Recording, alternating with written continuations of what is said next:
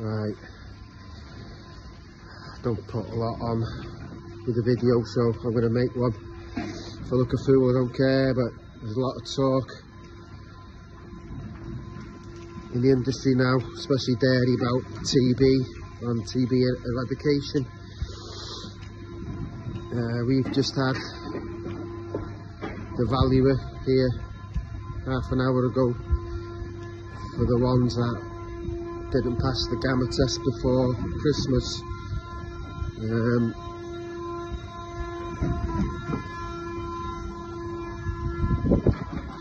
To be fair, the valuer is okay, he's only doing his job, but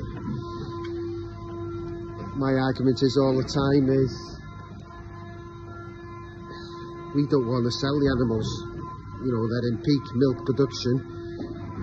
Who is going to compensate us for the loss of production? There'll be 15 cows gone. It's over £20,000 off the bottom line in the next 180 days if they were here till they were dying off, basically. Obviously we have to bear the cost of that going forward, with the milk price as it is. Compared to last year, we could stick it a little bit last year because the milk price was good. You know, we couldn't argue. This year's a different story.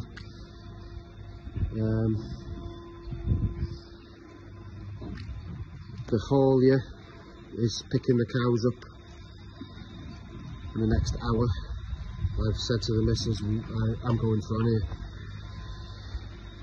I don't want to see fit, healthy animals going on the wagon. It breaks my bloody heart, to be honest. One of my favourites is going.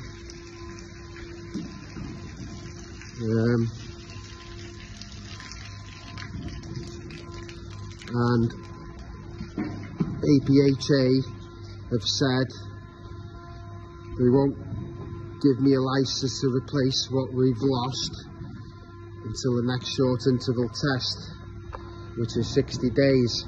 But even if we fail that test in 60 days, they'll still give us a licence.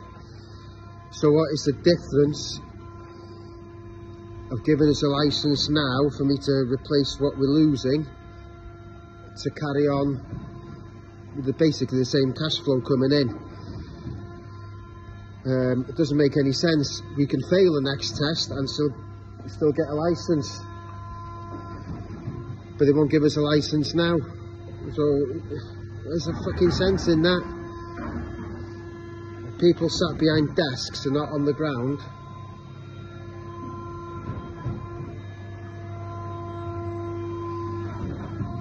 I know rules are rules, but it's a stupid rule. I'll try and make a short video of the cows before they go, but something needs to be done. There'll be a lot of farmers packing the job in because of red tape. Just a ball ache. I'm pissed off today.